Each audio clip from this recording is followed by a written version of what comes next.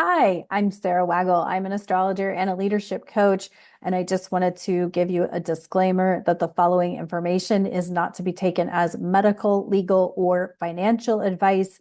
Please seek out those professionals as needed. I am simply an astrologer looking at planets and transits and letting you know what the energies suggest. That being said, if you would like to work with me one-on-one, you can click the consultations link below. I offer wellness astrology consultations where I can look at your natal chart and let you know what best nourishment or movement would best support your natal chart.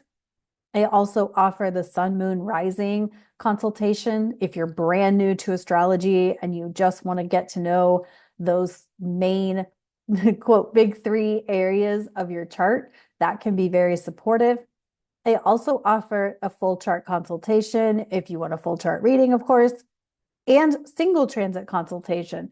So right now we are in Sagittarius season where we will have a Mercury retrograde, the start of a Mars retrograde, and the new moon in Sagittarius and the full moon in Gemini. Any of those transits or any other transits can be a single transit reading.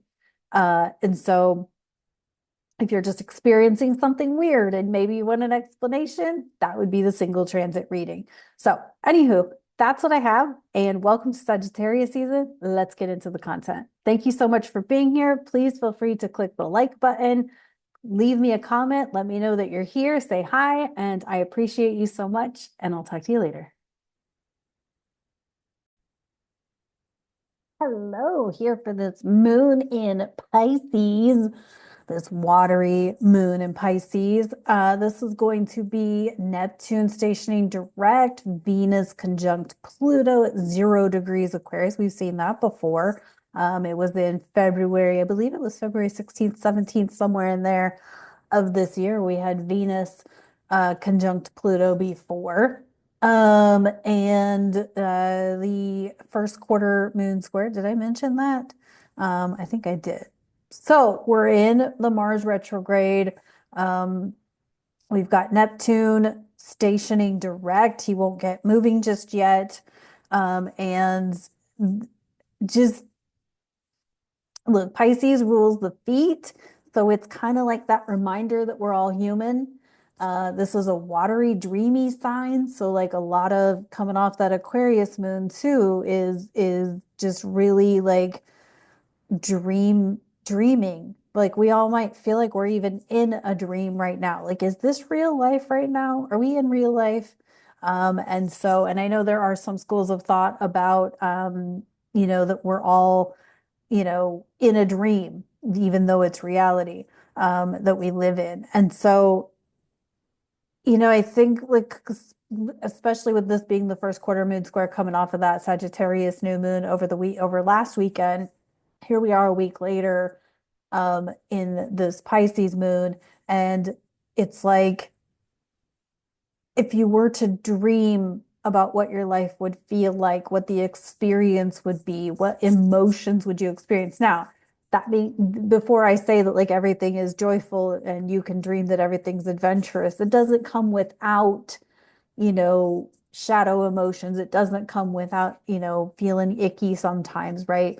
Again, there's a part of getting to where you want to get that's uncomfortable and doesn't always feel good all of the time, right? There's always going to be parts of life that don't feel good, that don't feel comfortable. However, it's when the joy and the satisfaction and the fulfillment can outweigh the the sadness and the anger and the frustration and the uncertainty and all of that. And it's also really important to keep remembering that everybody's uncertain right now. Everybody's like, what the fuck right now?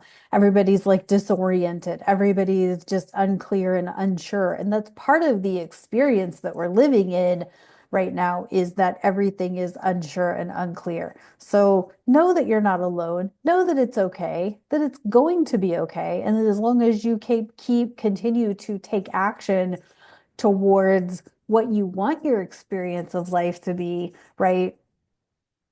Because your experience of life doesn't change until you choose it to change, right? I think earlier this week I kind of talked about um, winter and cold. And, I'm choosing to embrace this climate because this is where I am. And currently, my circumstance of where I'm living cannot change, right? There's just things that about where I'm at right now that have to be fulfilled. And I know that. I know that there's part of this that has to be fulfilled on my end. And so you can call that karma, you can call it just part of my life, right? Like, so I'm willing to embrace what I need to get out of this experience by embracing, okay, it's cold, it's winter, not my favorite. And what are things that I can do to make it go smoother, or to make it more enjoyable, right? Drink a lot of tea, read a lot of books, crochet a lot of crochet, those sorts of things. We're also in a massive slowdown now that Mars is retrograde. And so, and he's going to be retrograde until the end of February. And so we're going to be in this Mars retrograde for a while, for a couple months here. So, embrace where you are right now and appreciate the things that you can get done, or appreciate the time, or yeah, the time that you have to rest and hibernate a little bit. I heard an audio the other day, a clip the other day that said something to the effect of trees take off most, a portion of the year, bears hibernate. So if trees are allowed to and if bears are allowed to, then humans are allowed to too, right? And so even back in the 19th century, like farming didn't happen year round, right? So there was a time during the year where they rested and they, you know, as things were freezing, right? And so there is a part of this that's like be in hibernation and allow your body, your nervous system, we hear this in modern culture about like getting your beach body ready for the summer, and you do that preparatory work in the winter. And so this could be a really dark winter, but it doesn't have to be, because there's always things that you can keep doing work towards or preparing yourself to be a part of. And so as we're in this Piscean energy, where everything is really confusing and everything is really like, what? It's an opportunity to really feel into your intuition. What are you actually feeling in your body, right? And really feeling into the how do I build it to make what I want next happen. And so, um, people who have longevity in success do not get it overnight. It doesn't happen from a viral video. In fact, that's why you're seeing a lot of like family vloggers losing the plot right now, because they got pretty booming in 2020, but they did not build so that they could have longevity of success. So a lot of them are cracking now because things are, changing, and, people are realizing that those people who were family vloggers weren't all they're cracked up to be, right? So, anywho, it's a really swimmy time. So, you know, be okay with it being swimmy, and that it's uncomfortable. Like there's not much there's things that you can work towards, and you've got to be okay with the things that you can work towards, and be okay with the fact that there's so much uncertainty that you don't really know. Maybe you don't even know what you're working towards, but you're like, okay, I know I like to write. I know I like to do astrology. I know I like to do YouTube. I know I like to do podcasting, but I don't know I'm going to do this about. And the more clear you can get about it, the more efficient, or I should say, the more effortless it's going to be to create the thing when it's time to create the thing, right? So you may not even be creating like a tangible thing right now, but you may be building the groundwork for it, right? So just know that when it's time to launch, you'll be ready for it to launch. But if you don't do any behind the scenes prep work, like if you're hosting an event, okay, like in my community, we hosted an event for the solar eclipse last year or this year, I guess. It wasn't last year. It feels like last year. It feels like it was 2 years ago. But we had an event in April for the total solar eclipse. We started planning for that event more than a year ahead of time, like probably like a year and a half, 2 years ahead of time. Now, we didn't establish the committee until closer to, but we did start because the hotel was sold out, 10, 12 months ahead of time.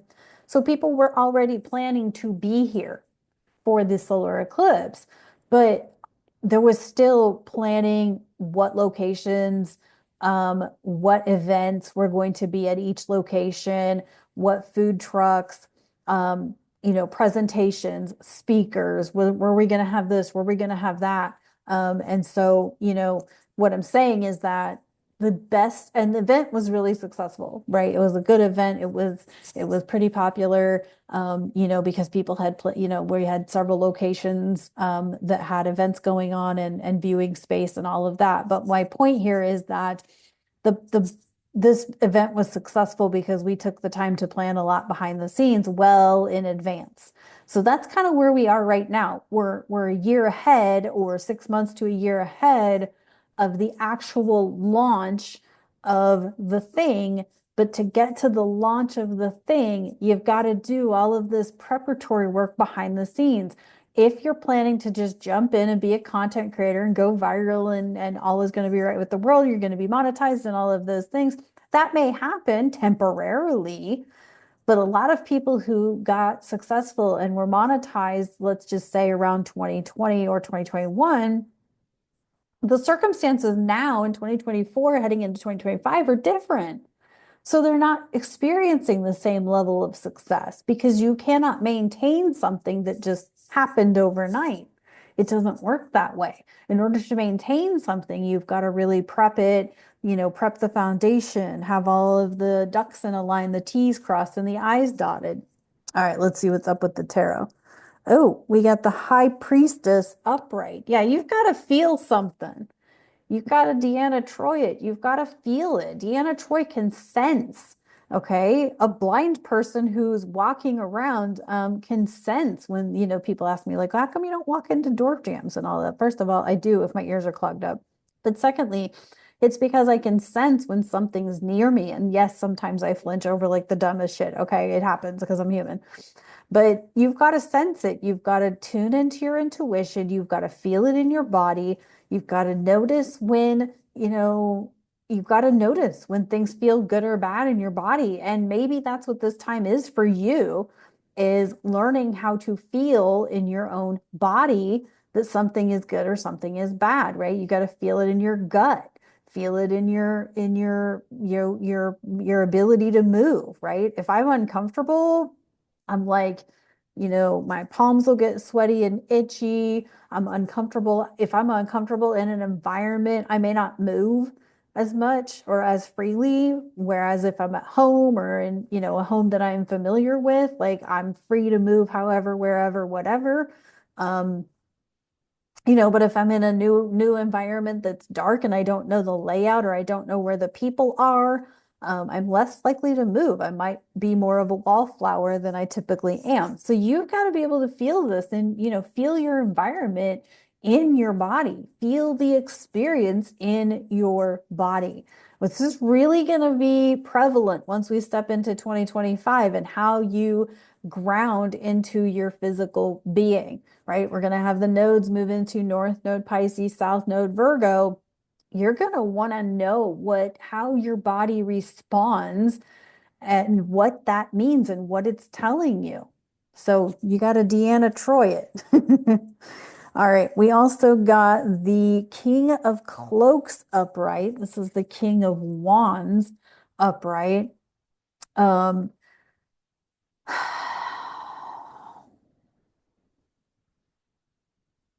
King of Wands upright. This is loyalty. And I feel like with this one, this is loyalty to yourself.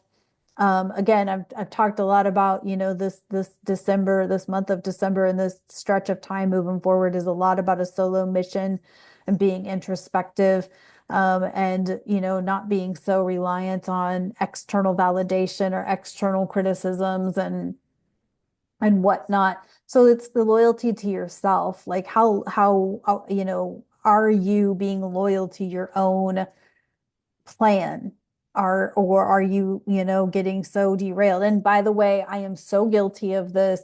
My family is not supportive of what I do, how I live my life. And when I tell you it takes a lot to reset myself to be able to do what I do, I'm not joking. And I'm not the only one. I have friends that are in the coaching community who also experience the same thing, where, the people that, their family isn't supportive, and doesn't believe in what they're doing. And even though they've been an entrepreneur for years, it doesn't resonate with their family. And the reset to be able to be in the higher frequency after hearing the criticism and the judgment from other people, the reset is that much more challenging, because when you have people coming at you, so you've got to be within yourself, right? You've got to be within yourself, know that you're worthy, know that you are valuable, that your message, your work, your content, your client sessions, the effect that you're having on other people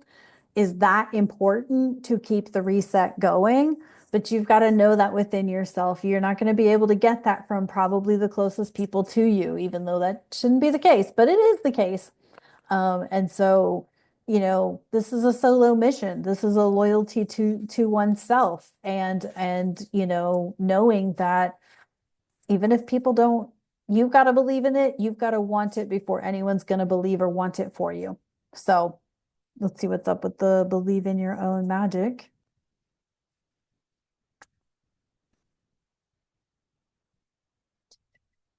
Happy weekend. By the way, if you're wanting me to do 2024 or 2025 sun and rising signs, drop me a comment and let me know. Um,